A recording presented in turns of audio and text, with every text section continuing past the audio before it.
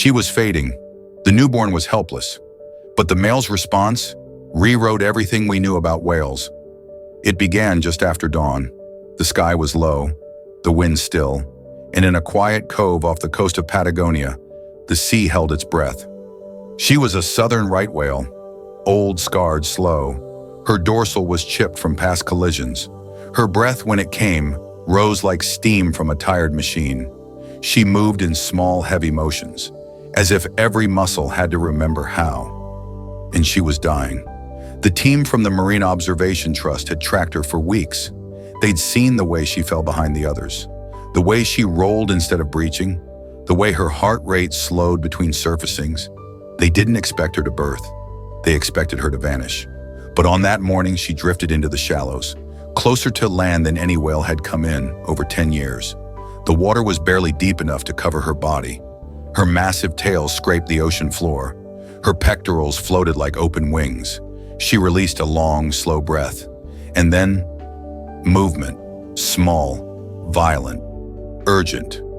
The team on the cliffside froze. "She's in labor." The water churned, not from her, but from beneath her. Flashes of white, a fin, a fluke. And then, still and sudden, a calf broke the surface. Mottled gray, no longer than a canoe. Its body slick, eyes wide, mouth open in its first breathless gasp. It floated for a second, then rolled toward her, but she didn't respond. Her eye was closed, her side barely lifted. The newborn nudged her, once, twice. A soft sound, like a question, rose from its throat. But she didn't answer. The researchers began to panic. "She's not moving. The calf's too weak. It can't nurse if she doesn't turn." They debated stepping in, boats, slings, rescue nets. But before they could act, the sea shifted, and from the deeper blue just beyond the cove, he rose, a male, massive, silent, moving with impossible grace. His body bore the marks of age and tide, barnacles etched across his skin like stories. One fin curled slightly inward, a healed break from long ago. But his eyes locked on her and the calf, and without a sound, he swam forward. He swam forward, but not fast, not aggressive, not confused, deliberate, measured, as if every stroke of his fins knew exactly where to land. The researchers on the bluff above had no name for him. He bore no tags, no GPS tracker, no acoustic ID.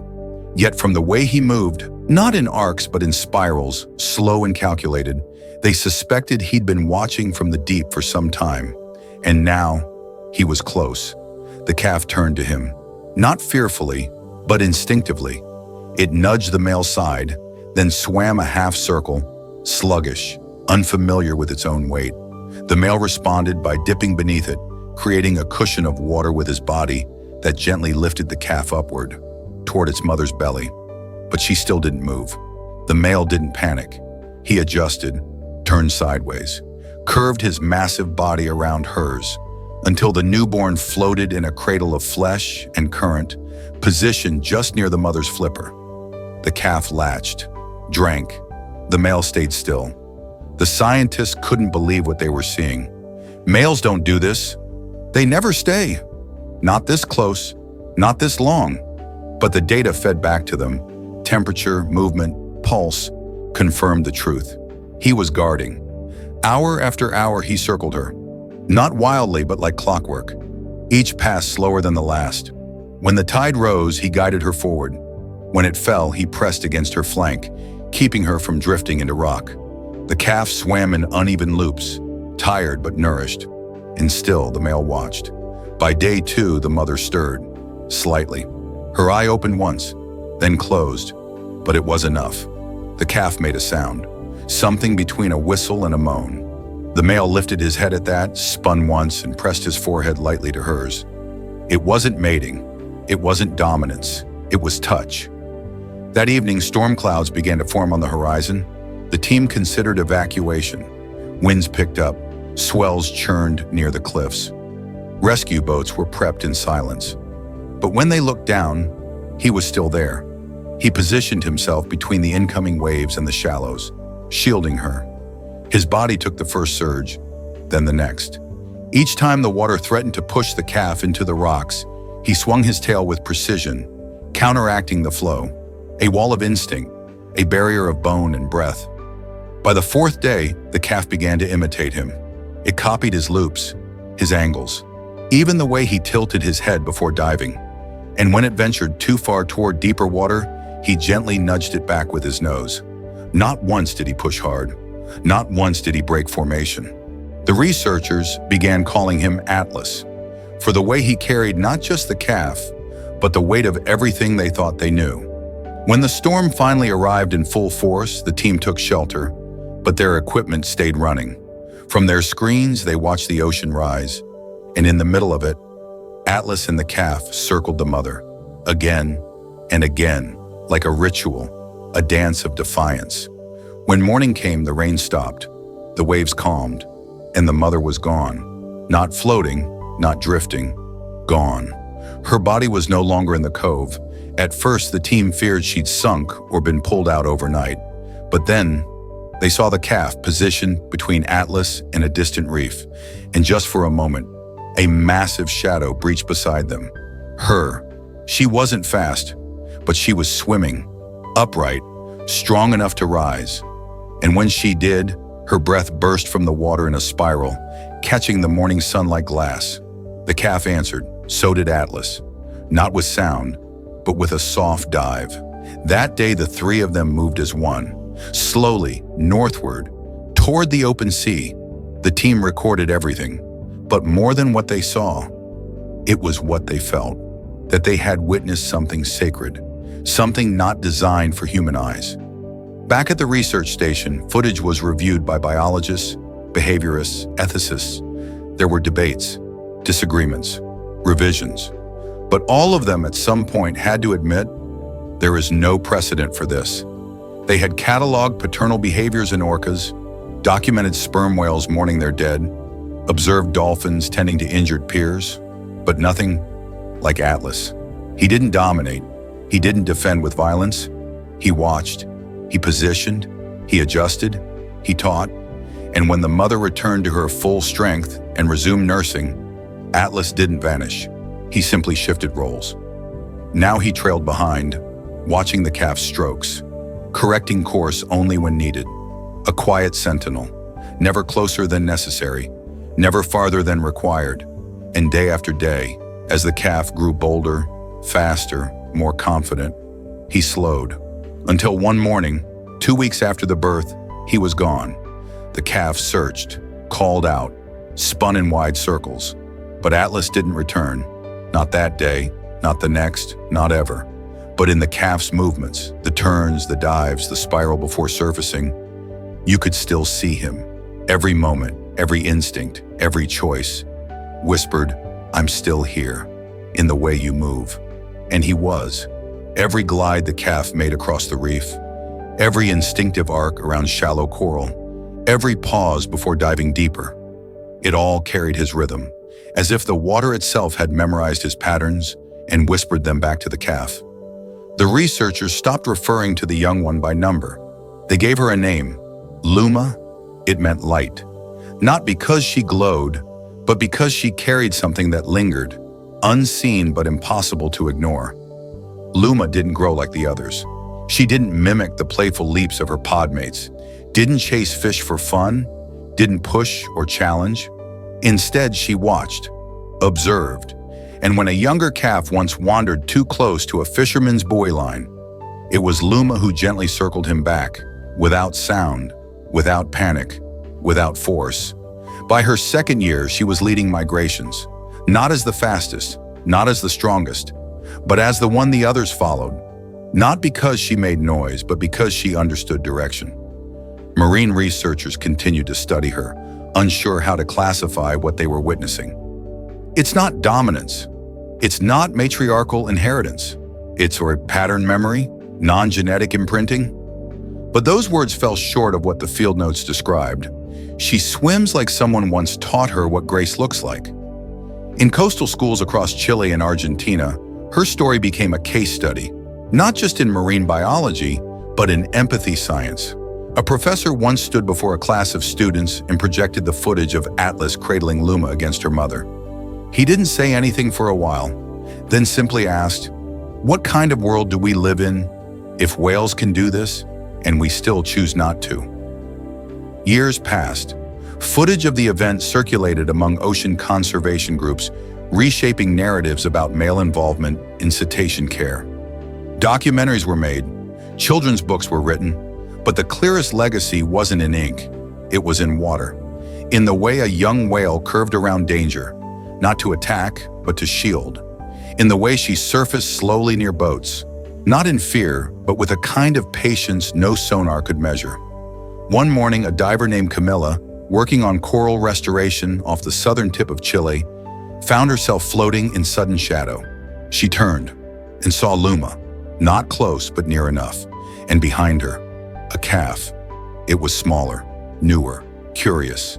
It swam ahead briefly, then paused, looked at Camilla, then looked back at Luma, then drifted between them. Luma didn't intervene. She just hovered, watching, waiting.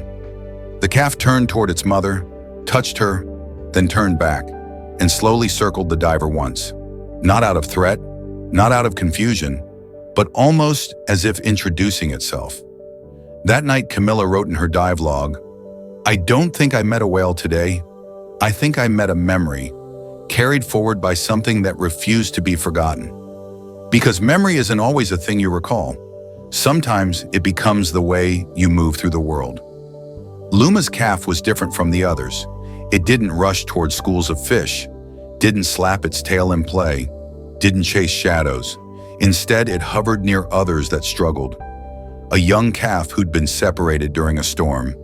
Luma's calf swam beside him for hours, nudging him gently until his pod returned. A humpback tangled in discarded net. Luma's calf didn't leave, even when the mother called. It circled slowly until the rescue divers arrived. And Luma? She never interfered.